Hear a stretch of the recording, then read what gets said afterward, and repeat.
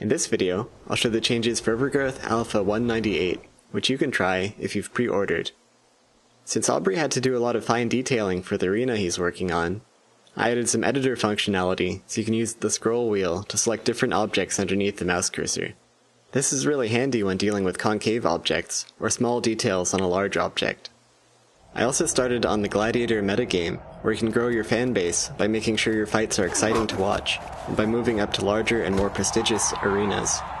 The ultimate goal will be to retire as a champion, with as many fans as you can get. The first step was to make a system for determining the player's skill, so that interesting matches can be set up. I ended up using a system not unlike the ones used for multiplayer matchmaking in games like StarCraft or Halo, where your skill assessment increases or decreases after each match, based on how the expected outcome compares to the actual outcome. So if you beat an opponent of much lower rank, that's expected, so your rank doesn't change much. However, if you beat an opponent of much higher rank, that's surprising, so your rank will increase significantly. As your rank increases, you can reach larger and larger audiences, and after each match, a certain percentage of them become fans. This percentage depends on your performance in the match. It's not just about winning, but also how exciting the match is for the audience. If you lose an exciting fight against a higher ranked enemy, you might gain more fans than if you just win in a boring way. You can hear how excited the crowd is by just listening to them. As they get more excited, they become louder and higher pitched. The excitement system works kind of like the tricks in a game like Tony Hawk Pro Skater. You want to chain together as many exciting events as you can, and avoid downtime that lets the audience get bored. However, if you get too aggressive and defeat an opponent too fast, that doesn't make a great show either. When fighting a much weaker opponent, it takes some skill to keep an exciting match going. I'm planning to expand this metagame to include a lot of interesting gameplay choices.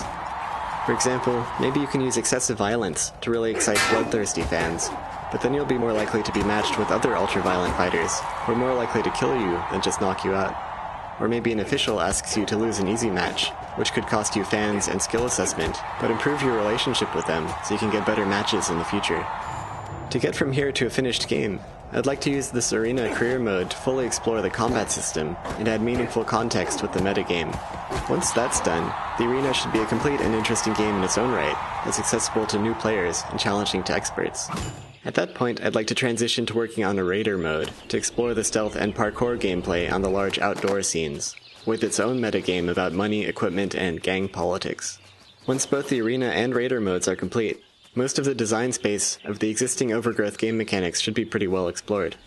If we get to this point sooner than expected, we could consider additional modes as well. But if it takes more than another year or so to get the arena and Raider modes done, then we'll probably move to beta phase at that point, and focus on polishing the game for release. That's it for this video. If you'd like to pre-order and try the alpha for yourself, and get a free copy of Receiver and Low-Light Combat, you can do that at wolfire.com/preorder. If you'd like to hear about development news as soon as it happens, you can follow me on Twitter at Wolfire.